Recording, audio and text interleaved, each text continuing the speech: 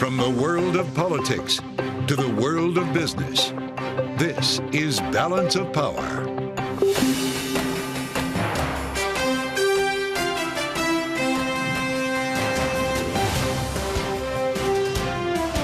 Live from Washington, D.C. From Bloomberg's Washington, D.C. studios to our TV and radio audiences worldwide, welcome to Balance of Power. Alongside Kaylee Lines, I'm Joe Matthew. Donald Trump questions Kamala Harris's black identity in a roundtable at the National Association of Black Journalists Convention. We'll get reaction this hour from Democratic Congressman Emanuel Cleaver of Missouri and former Obama campaign manager Jim Messina. Iran's supreme leader orders a direct retaliatory strike on Israel for killing the political leader of Hamas in Tehran. According to the New York Times, we'll have more on how investors should watch this escalating situation with Pimco's Libby Cantrill. And we'll also ask her about Fed policy after today's decision to hold rates steady, with Chair Jay Powell signaling a September cut is on the table, even with the presidential election around the corner. The question will be whether the totality of the data, the evolving outlook, and the balance of risks are consistent with rising confidence on inflation and maintaining a solid labor market. If that test is met, a reduction in our policy rate could be on the table as soon as the next meeting in September. Joining us now with more is Michael McKee, Bloomberg International Economics and Policy Correspondent, who, of course, was in the room for that press conference. So, Mike, it does seem that he opened the door pretty wide open. Can he shut it after this? He wouldn't shut it, but the data could shut it, I suppose, especially if we get some bad labor market data. And the data all start on Friday with the jobs report. But we get two jobs reports ahead before the next Fed meeting. We get two CPI readings ahead of the next meeting and one PCE inflation reading. So the Fed will have a lot more data, the totality of the data that he's talking about, to base their judgment on. You asked Chair Powell about the way he looks at all of this and whether he sees this through the eyes of Americans who are paying the prices we're talking about, dealing with the interest rates, in some cases the lack of savings left over from COVID. Does he think of it that way? Not in a job sense. And he sort of separated those two thoughts. Mm-hmm. Yes, high interest rates are a burden for Americans, but inflation was a worse burden. Now maybe that's starting to balance out, or the balance is tipping towards high rates. But he said our job is not to think about that. Our job is to just meet the mandate of low interest rates and maximum employment. Mm-hmm. Next up, the jobs report. Friday. The jobs report on Friday, and it could be interesting because we're only 1/10 of a percentage point on the unemployment rate away from the SOM rule, triggering the SOM rule, which posits that once inflation gets to unemployment gets to a certain level, then it goes up much faster. Mm-hmm. And if that were to happen, then that would scare the markets, and that might scare the Fed. And then the question is, are they reacting to bad data, or are they still on the path? And a lot more references to the SOM rule. Bloomberg's Michael McKee, it's always great to have you in Washington. Thank you. As we turn to the race for president today, Donald Trump addressing the National Association of Black Journalists. This was in Chicago, happened this afternoon. And from the start, it was contentious. For you to start off a question and answer period, especially when you're 35 minutes late because you couldn't get your equipment to work, in such a hostile manner, I think it's a disgrace. You don't even say, hello, how are you? Are you with ABC? Because I think they're a fake news network. You invited me under false pretense. I didn't know she was black until a number of years ago when she happened to turn black.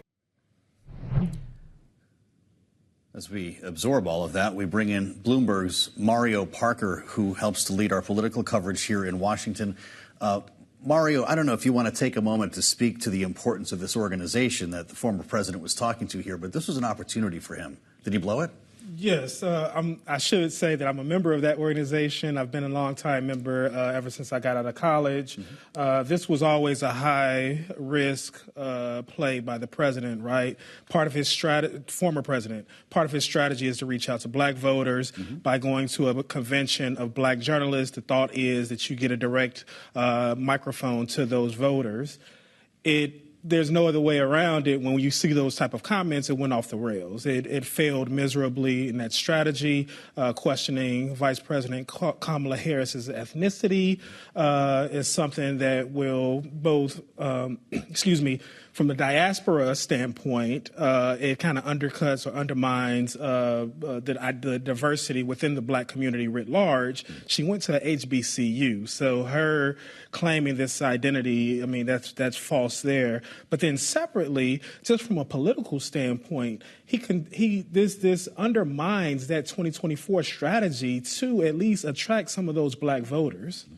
Yeah, and it's worth pointing out that the Trump campaign and the effort to spin this afterward, perhaps, is blaming liberal media for some of this. We've seen him attack ABC News specifically, where Rachel Scott, who asked him that opening question, obviously represents. But we're also seeing a number of people close to him saying, well, at least Trump had the guts to show up. Kamala Harris was not there today. What about that factor? Right. That's part of it is that's not surprising. It's some of his closest allies, particularly some within the community, quite frankly, will come to his defense there. Again, as I mentioned, it was a risky strategy, but it was also a pretty brave one, right? To go into an audience that would normally be thought of as hostile. There had been some back and forth within the organization as to whether or not he should be on stage. There had been some back and forth as to whether or not how or when was Vice President Harris invited as well. It looks like there may be talks that she may join in September for some type of Q&A as well also. The campaign statement, this is the Trump campaign statement, which is quite remarkable. Today's biased and rude treatment from certain hostile members of the media will backfire massively, it says. You would think the media would have learned something from their repeat episodes of fake outrage ever since President Trump first came down the escalator in 2015. It says some just refuse to get it. This will be their undoing in 2024. That was written by Lynn Patton, a senior advisor, an African-American woman. How do you respond to the campaign here, Mario? Is that enough? Well, the way I would respond to the campaign, again, is essentially like there was this opportunity. Yes, it was a somewhat hostile environment. The questions, we know that former President Trump, if he doesn't like your questions, he will let you know that. That's part of the job, isn't it? That is part of the job. So, I mean, it went about, for us who have watched him in the media for a while, it went about how we would think it would, because they tried to hold him to account. You can see what the journalists were trying to do there. Again, I mean, given some of the past statements that he's made on the record about black voters in the past, right, during his first term, they were trying to hold him to account for that as he tries to, again, this political strategy to reach black voters. I wonder if this makes a debate against Kamala Harris in September more likely or less likely. I guess time will have to tell on that one. Bloomberg's Mario Parker, thank you so much. Now moving overseas, Iran's supreme leader reportedly ordering an attack on Israel in response to the assassination of Hamas's political leader and an airstrike in Tehran overnight. Israeli Prime Minister Benjamin Netanyahu did not mention the killing in an address earlier today, though he vowed Israel will exact a heavy price from any aggression against us. That's a quote.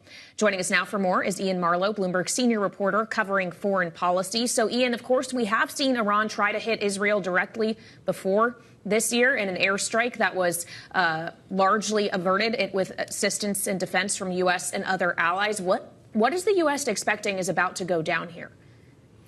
Yeah, I think it's been very clear that the U.S. and others have been calling for restraint here. I think publicly they're trying to keep on message that what's happening between Israel and Iran right now will not derail the ceasefire talks related to the Gaza conflict, but privately they're conceding that this is everything has just become a lot more difficult. The escalation, which everyone was thinking about in terms of Israel's northern border with Lebanon and Hezbollah there, everyone was watching that in terms of the escalation given the attack just the other night on the senior Hezbollah commander, and now we have another one with the chief negotiator for Hamas. So I think right now the U.S. is eyeing the potential for retaliation. I think in April we saw a pretty large-scale coordinated attack against Israel. But again, it was orchestrated in a way that analysts and observers were sort of saying was sort of destined almost to be intercepted, that it was something that was an Iranian show of force designed to sort of signal to their proxies in the region and people across the Middle East that they were sticking up for Hezbollah and for themselves without doing something that would push Israel over the edge into an all-out war. So I think the U.S. is still confident that everything is being managed, but we're now at probably the riskiest part we've been at since October 7th. Well, that's saying a lot, Iain. We heard from the Secretary of Defense, Lloyd Austin, today, speaking to the escalating tensions earlier while in the Philippines, pledging to help defend Israel if necessary. Here's how he put it. If Israel is attacked, we certainly will help defend Israel. You saw us do that in April. You can expect to see us do that again. But we don't want to see any of that happen. We're going to work hard to make sure that we're doing things to help take the temperature down. Iain, the New York Times also reporting that Iranian commanders are looking at targets that would avoid civilian casualties. Are we about to see a repeat of April?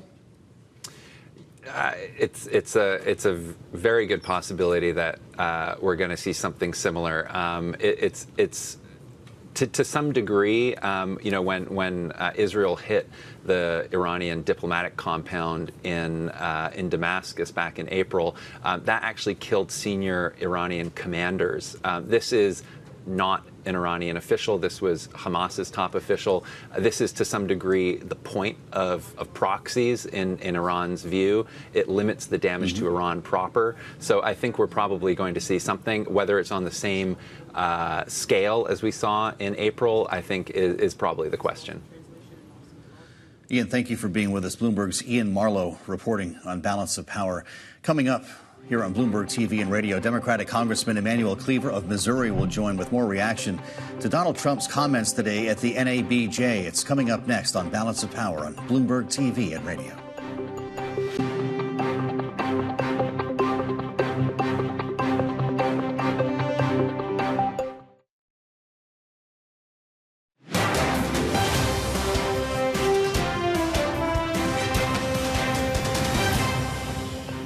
I've known her a long time indirectly, not directly very much, and she was always of Indian heritage, and she was only promoting Indian heritage. I didn't know she was black until a number of years ago when she happened to turn black, and now she wants to be known as black. So I don't know, is she Indian or is she black? That was Donald Trump earlier today at an event with the National Association of Black Journalists, where he questioned Vice President Kamala Harris's racial identity. Joining us now to weigh in on this and other factors in this campaign, Democratic Congressman Emanuel Cleaver of Missouri, who we should note is former chair of the Congressional Black Caucus. Congressman, it's great to have you with us. Welcome back to Bloomberg. I'm not really sure where to begin. Is it possible for someone to become black? Yes, it's relatively easy. The chances of that, of having an African-American baby, is if two African-Americans procreate. And the other thing that I think in this context is that I've had a chance to make 2 phone calls. I'm going to make some more. I'm hoping that the media will ask the former president if he can give them the source of his charge that she has only recently declared that she was black. And I called a Jewish friend of mine in California and another political person, and neither of them had ever heard anything about this. Now, the president said he had known her indirectly for years and years. I know Taylor Swift. I mean, I've known her indirectly for years and years and years. And I think that we are in a really awful situation. I mean, what the president said, and I don't think he gets it, and I hope somebody close to him will explain it. It was offensive, it was racially raunchy, and it was not becoming of a head of state. And I'm just so sad. I know a lot of people are pleased. I've had people say it to me since the statements were made by the former president. Well, this is great. This will allow the people in the middle who've not chosen which side they're going to go to in November to see the guy for who he is. It makes me sad. I'm not pleased at all that someone could reach the level that the president's made, both in terms of his personal wealth and his political rise to the presidency, and who would say something like this. So, you know, it's not a healthy day for the republic. Well, and of course, that's not all he said, Congressman. He also repeated something we've heard from him before about migrants stealing black jobs. Is there such a thing as black jobs? I've been looking for those black jobs. I don't know if you're supposed to wear all black. You know, we have black parties where everybody wears black, and there are some white parties everybody wears white. I'm not sure if he's talking about people who would serve food, waiters or something at a black party. I'm not sure exactly what he's talking about. I hope I'm not missing what a lot of people believe. Some of my friends is that he's trying to create some friction between the black and the brown community, and have some ill-informed people believing that they could be the CEO of Hallmark Cards in Kansas City or H&R Block in Kansas City, but somebody who just came in across the border, who's been in our country for 3 or 4 days, is going to take that job from you. You're going to get that job, and now it's going to someone who just crossed the border.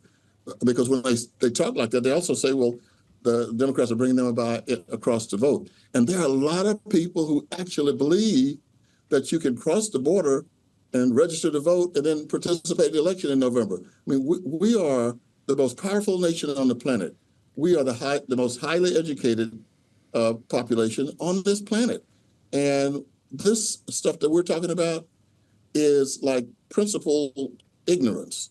And I'm embarrassed, I'm hurt, but I am at least somewhat happy over the fact that we heard the president reveal exactly who he is.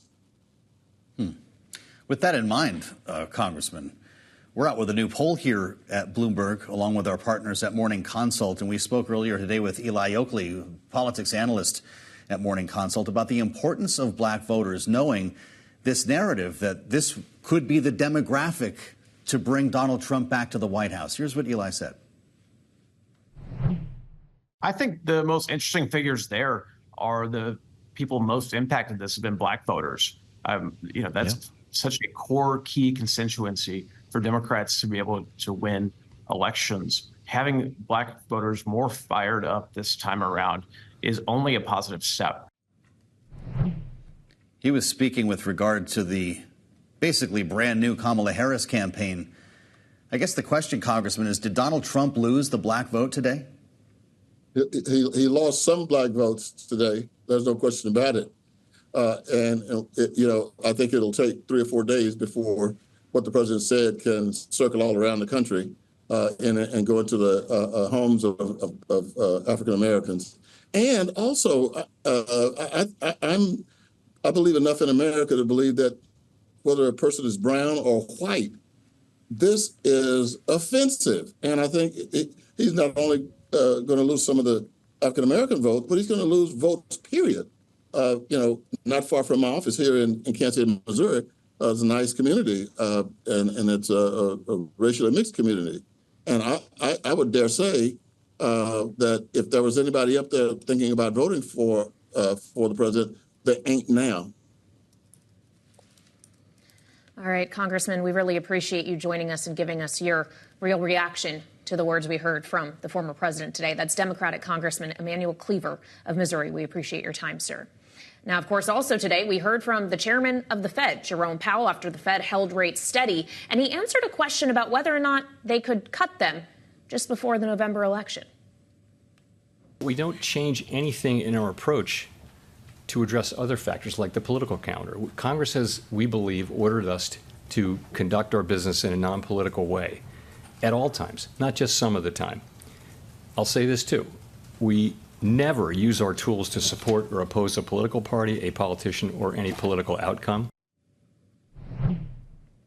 Joining us now with more is Libby Cantrill, Pimco head of U.S. public policy. So, Libby, he tried to make it very clear there that the Fed is operating independent of politics, but we know they don't all exist in a vacuum. So would you tell the markets to believe the words of the chairman? Yeah, and I think he actually, and good afternoon, he really did take that opportunity to really reinforce that message. I mean, he, I think he over-answered that in many ways, but I think it does just show you how important to the Fed just the perception of independence is. And of course, it does look like they're based on what Chairman Powell said, based on what the committee has indicated, that a cut is on the table in September. It is quite unusual to begin a rate cutting cycle right before an election. But clearly, Chairman Powell and the rest of the committee is looking at the data. And I think that he was just trying to be very clear that if they do make that decision, maybe as unusual or unprecedented as it is, that it will not be politically motivated. So again, I do think the market, we take him at face value at Pimco. We do think that he really does believe in Fed independence. So we think that most of the market participants also believe that as well. Libby, we've been asking you for months and months, at least I guess I have, and I apologize for the repetition. If this is the soft landing, have we arrived? I guess my question for you today is it too late? Did Jay Powell miss the soft landing? I think our view is that this is a very, as you said, this is a very difficult thing to architect, and to Chairman Powell and to the committee and to the Fed governors, credit, it does look like we are on the trajectory now. A lot has to happen, of course, even before the September meeting, in terms of sort of more indication from a data perspective. But yeah, Joe, I think we would be in the camp, and it has definitely had twists and turns, and certainly, there could be an argument that we could see some weakness, but going into 2025. But just in general, we do think that it's time for monetary policy to be normalized as conditions start to normalize. And we think this is sort of the acknowledgement of the Fed today. So, we'll see TBD on a soft landing, but it certainly looks like it's headed in that trajectory. Well, Libby, we've been debating this for well over 10 months. Meantime, we've only been dealing with the reality of a Harris versus Trump general election for about 10 days. How are you advising clients to view this upended political climate just, 3 months shy of a general election? Yes, I think 97 days before the election, not that anybody is counting. This is, clearly this election cycle has been really unprecedented, particularly unprecedented since that June 27th debate. If you just look at the various events that have happened between then and now, each of these would have been historic. The failed assassination attempt of Donald Trump, the dropping out of Joe Biden, that really disaster of a debate on June 27th on the part of Joe Biden. So each of these in isolation, would be sort of historic. Collectively, it's really dizzying. And for our clients and for folks who are trying to sort of navigate the markets with the context of the election behind them, what we're saying is it's probably too early to make any sort of extrapolation. The polling data clearly is coming out more in favor of Kamala Harris. Absolutely has this race tightened. But what we were telling clients, even when Biden was in the race, and the same thing we're telling them now, is that as we get closer to the election, it'll be a better time to assess. And right now there's so much noise. There's a lot of response bias in terms of the polling. So I think the polling should be taken with a grain of salt as well. We're advising clients, wait until September, wait until after Labor Day. That's a lot of times when these persuadable voters, when folks who are really kind of disengaged from the election in the summer start to re-engage. So, again, it looks like the race is tightening, certainly on the presidential, also for down ballot races, which, as we've talked about, are very important, particularly to the markets, but probably too early to make any sort of grand extrapolation at this point. Libby, come back when we have more time. Libby Cantrill, Pimco's head of U.S. public policy. It's great to see you. Coming up is the race between Donald Trump and Kamala Harris tightens, as shown in our polling. We'll be joined by former campaign manager for President Barack Obama, Jim Messina, for his analysis at this important moment. This is Balance of Power on Bloomberg TV and radio.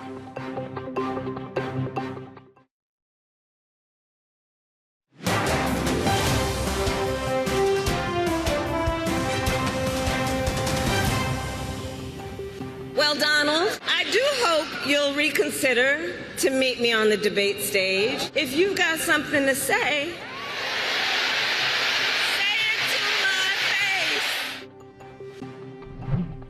Vice President Kamala Harris challenging Donald Trump yesterday to debate her while she was at her campaign rally in Atlanta. Trump has displayed some mixed messages recently as to whether or not he would do that.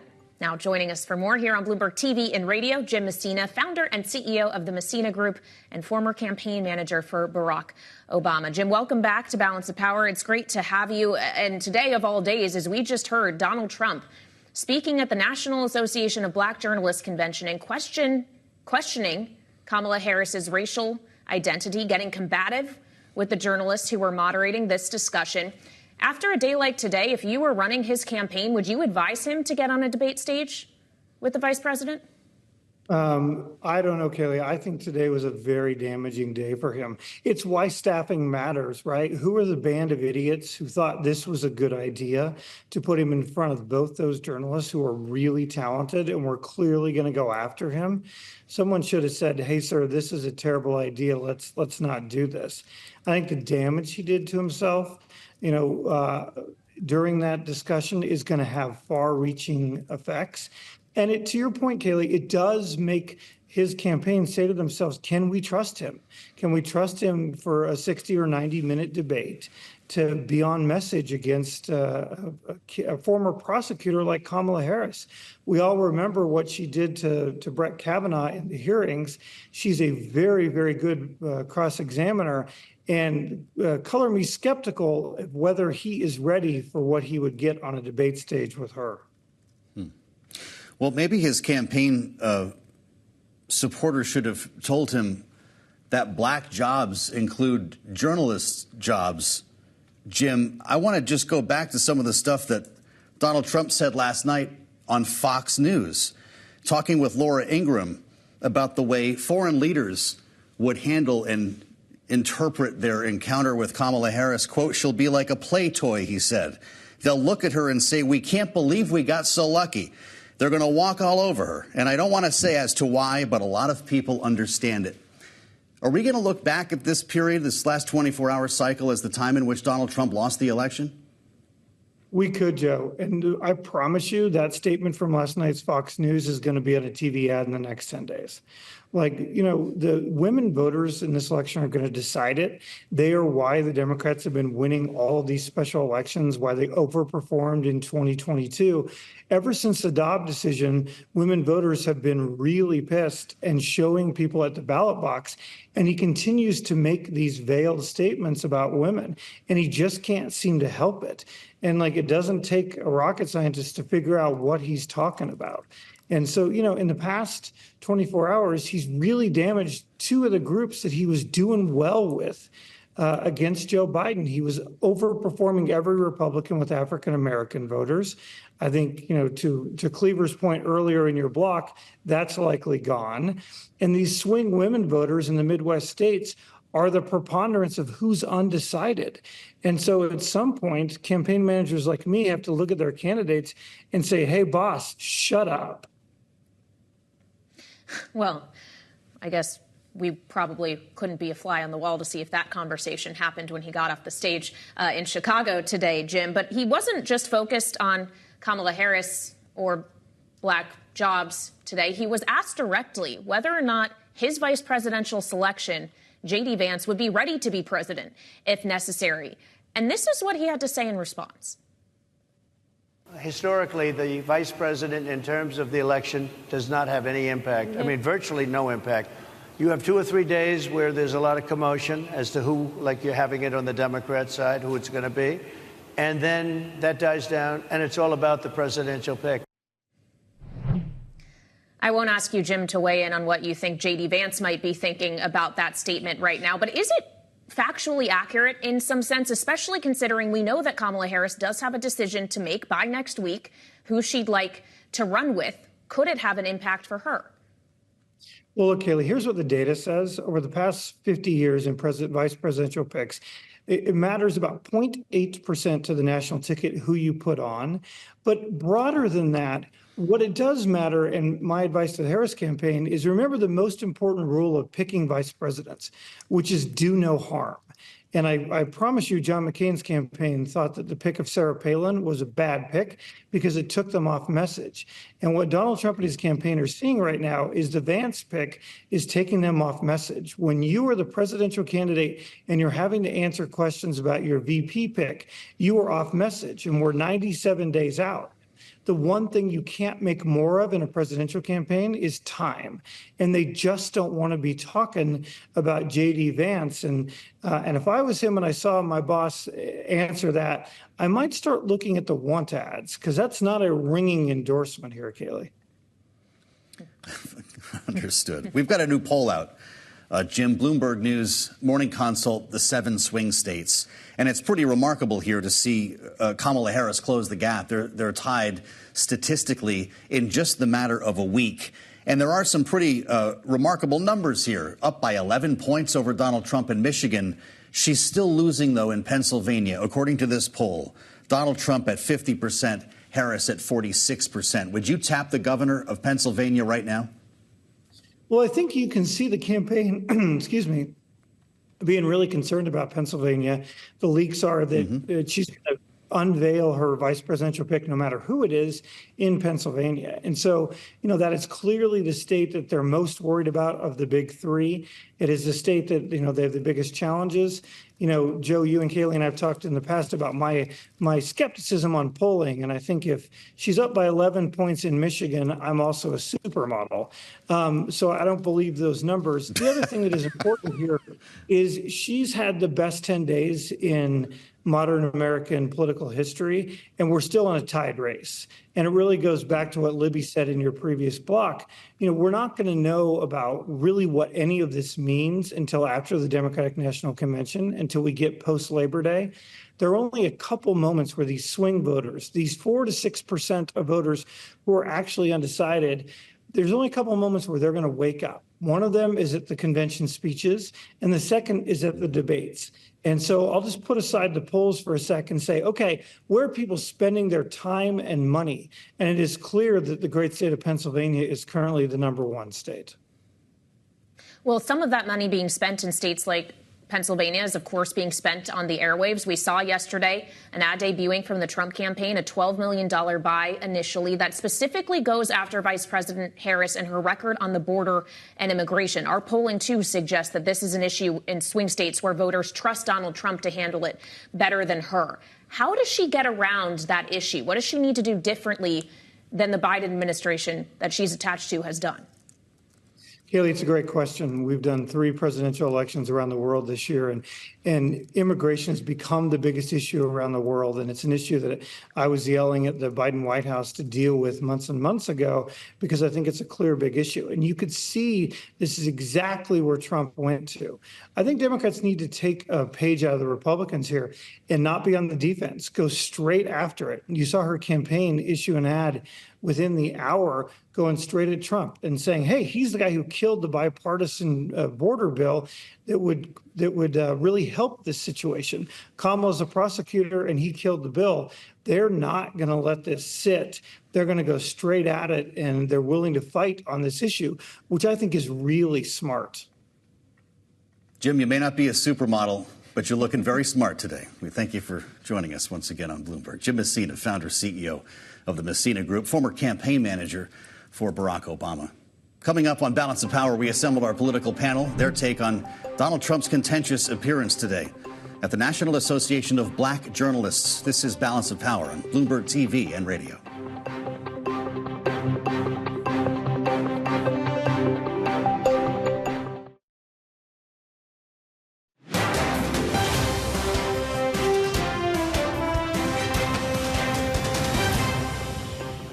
don't think he gets it, and I hope somebody close to him will explain it.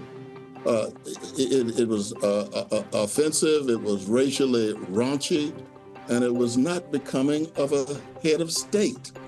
And I'm just so sad.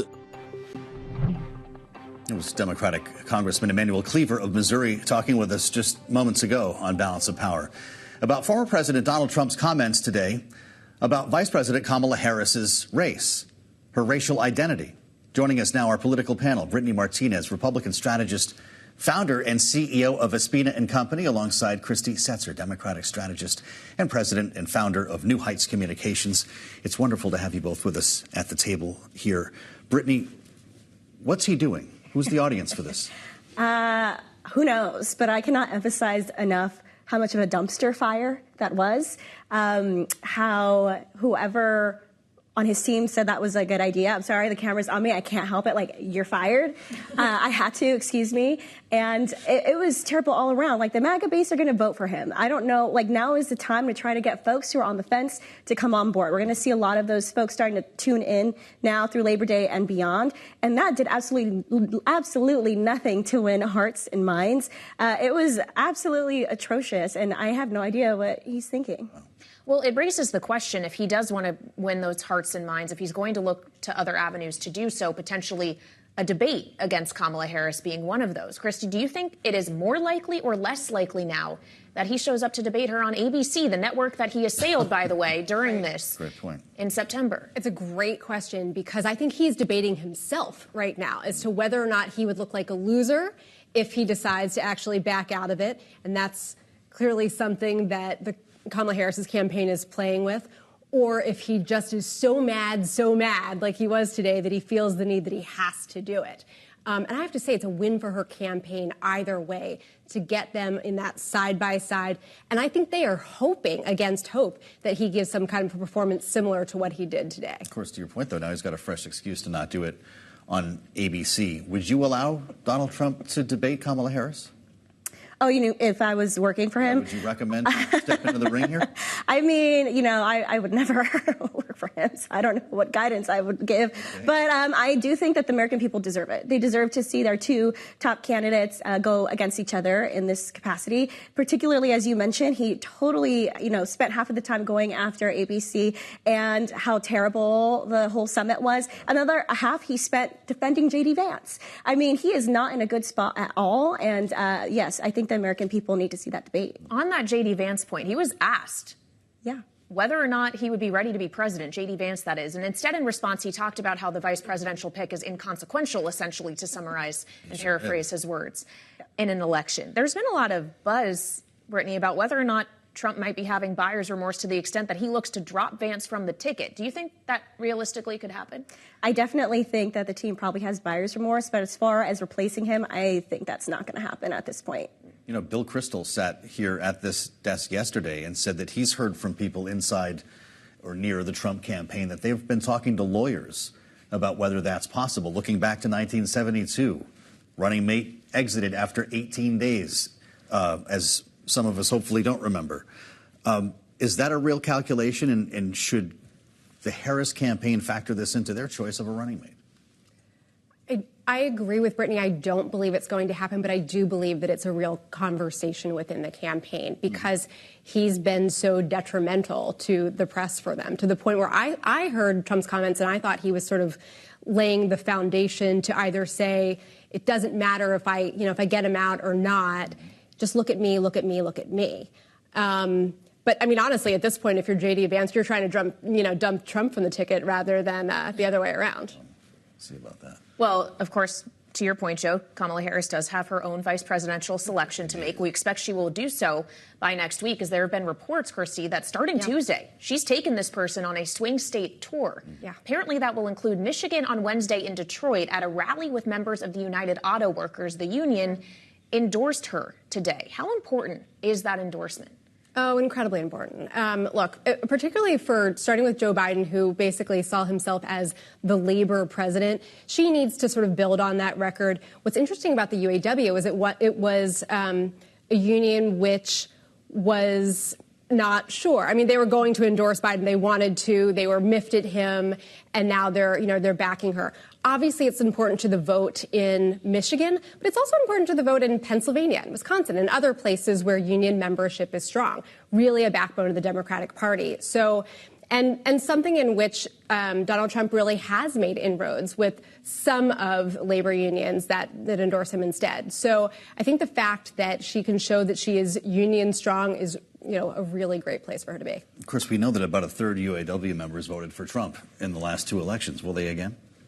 I think that he is very appealing and that he's able to make the everyday person feel like, the government is out to get them. They're not out to get me, they're out to get you, and I'm in the way. So it's possible. I'm sure, they're not a monolith, right? The EV issue has been pretty potent for him. Yeah, absolutely. But things like today, I don't think that helps his cause at all.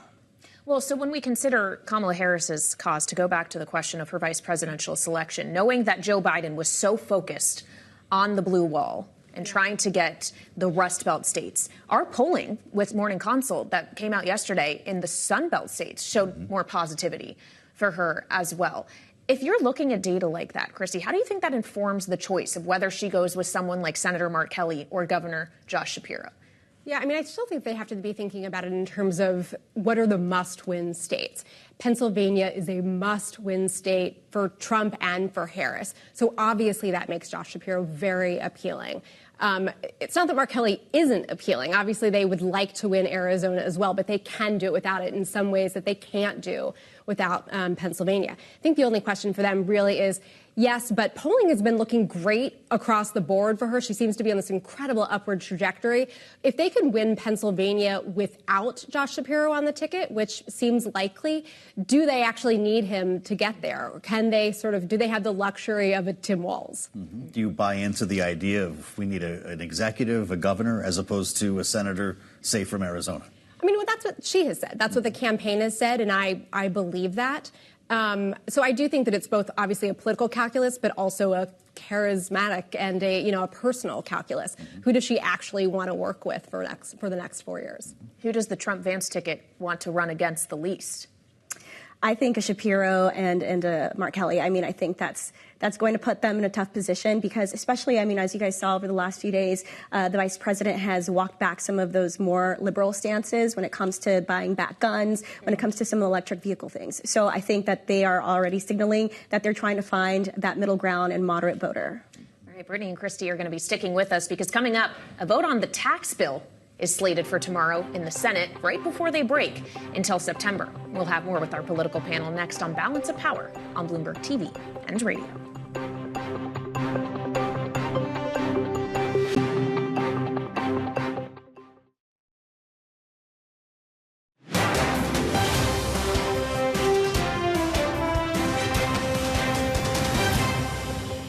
What we want to do is make certain that we get this bill right. This bill has some serious flaws, and I think what you will do is see, I don't think they'll get 60 votes to move forward with this. There are issues with this bill. We are far from ready to move forward with that bill.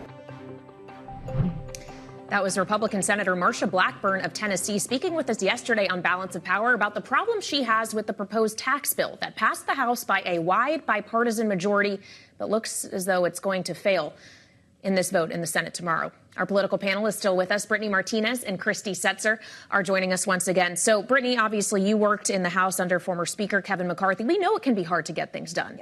In the House. The House was able to get this done in a huge way, and it now looks like in the Senate it is going to die a very speedy death. Is it that bad for Republicans to be passing a deal that, yes, includes the child tax credit, but also has tax breaks for businesses? Isn't that something that they want? I mean, I think that ultimately this bill makes Republicans look pretty bad because in the House, it was endorsed by leadership. 347 Republicans voted for it. And now in the Senate, it's the Republicans who are trying to stop. And there's some Dems, of course, who aren't that into it, but it's because it doesn't go far enough. Elizabeth Warren has Yes, some exactly. But ultimately, I think this is going to be a messaging bill more than anything. And I think it's a win-win for Democrats because either it passes and you are the party that is supporting the child tax credit, or you can show that Republicans don't actually support this. So Republicans are in a tough tough spot, and there should have been more inter-chamber communication. Tom Tillis, Republican, North Carolina, says passing the bill could, quote, give Harris a win before the election. Is it as simple as that? Yes. So yes, it is. Right? An election year, this would pass.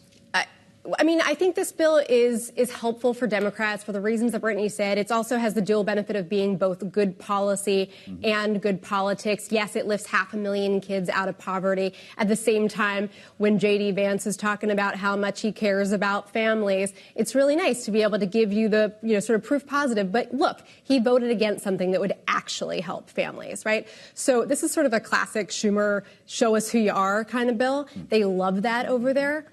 Yeah, it helps Kamala Harris. But is now the time to do that, knowing they're about to go on recess? The House is already long gone. They're not coming back until mid-September, when we're going to be just weeks out from a potential shutdown. Is this really the most productive way to spend time when appropriations are still in question?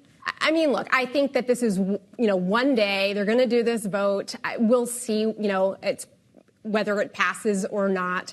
But I think that, they were seizing the moment.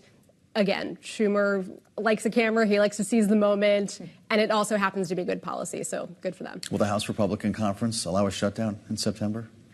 That's always the question, isn't it? Yeah. I think that, I hope not, because Speaker McCarthy got removed after avoiding a government shutdown last time.